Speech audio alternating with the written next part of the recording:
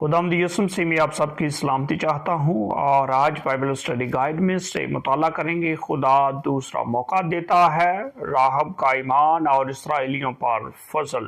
क्या आपने कभी जिंदगी में ऐसा महसूस किया कि मौका खत्म हो गया, कि अब दोबारा कुछ नहीं हो सकता? लेकिन खुदा ऐसा नहीं सोचता। वो वही खुदा है जो नाकामी के बाद भी दूसरा मौका देता है। आज हम देखेंगे कि कैसे एक गुनाह आलूदा औरत राहब और एक मायूस कौम इसराइल इनकी जिंदगियों में फजल के जरिए नई जिंदगी पाई। उसका तारुफ है खुदा जो नया आगाज देता है। इसराइली कौम वादा की हुई सरजमीन के करीब पहुंची, मगर पहली बार खौफ और बेईमानी के सबब से नाकाम हुई।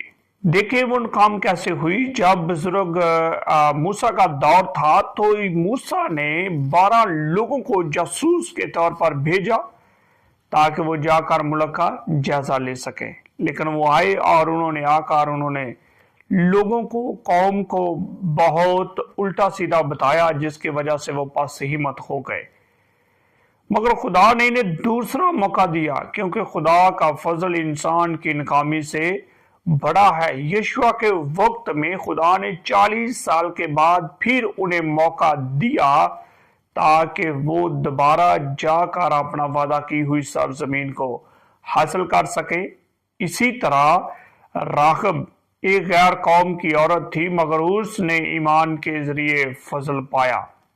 यानी उसने इस पर ईमान रखा कि इसराइल का खुदा जिंदा है और वो जो बहरे कुलजम को चीर देता है और खुश कर देता है, वो ताकतवर है।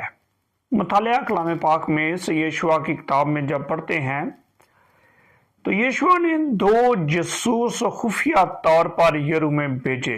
वो उसी फहाशा राहब के घर रुके।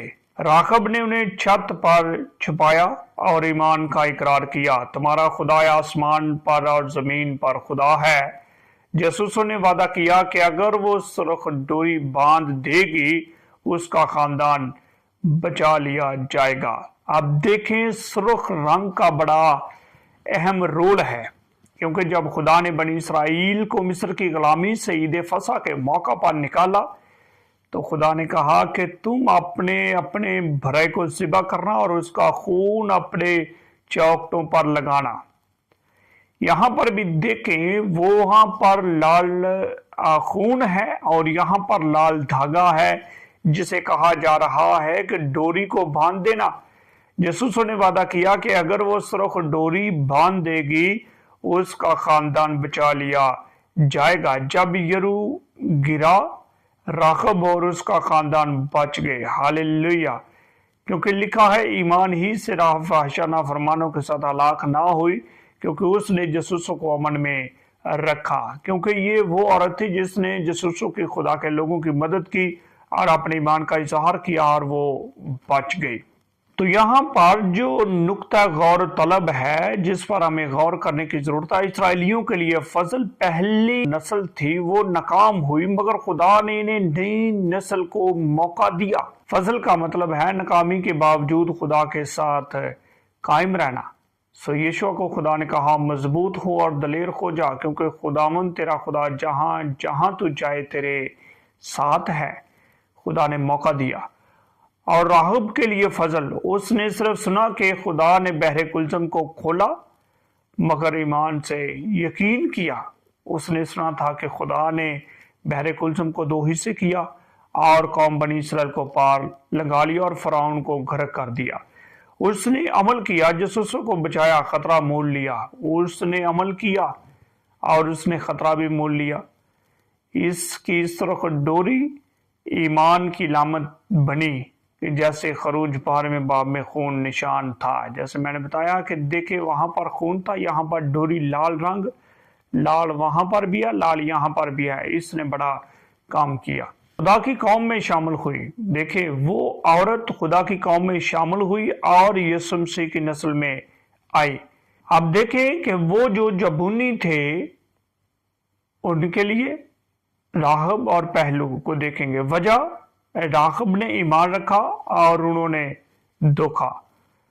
अमल क्या था? इसने सच्चाई पर अमल किया और उन्होंने झूठ माना। नतीजा निजात और वहां पर गुलामी। सबक है, फरेब बंधन लाता है, ईमान बरकत लाता है। आमीन। तो यहां से जो हमें अखलाकी सबक मिलते हैं, खुदा दूसरा मौका देता है, वो नाकामी के बाद भी फजल के दरवाजे बंद नहीं करता। दूसरी बात, ईमान पस मंजर नहीं देखना। राहब का माजी काला था, मगर ईमान ने उसे निजात बख्शे। ईमान अमल मांगता है। ईमान सिर्फ लफ्ज नहीं, वो खतरा लेने की हिम्मत है। खुदा का फजल सबके लिए है। राहब की तरह हर शख्स जो ईमान से रजू करे फजल पा सकता है। खुदा मखलस दिलों को अपने मंसूबे के लिए या मंसूबे में शामिल करता है। राहब जैसे लोग खुदा के मंसूबे के हिस्सा बन जाते हैं।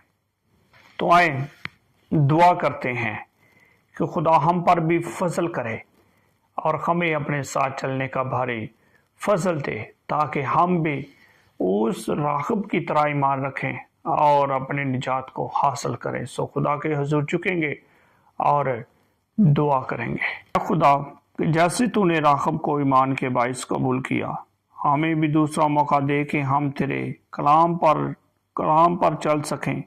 हमारे ईमान को मजबूत कर और हमें फजल के पैगंबर बना, यीशु के नाम से आमीन।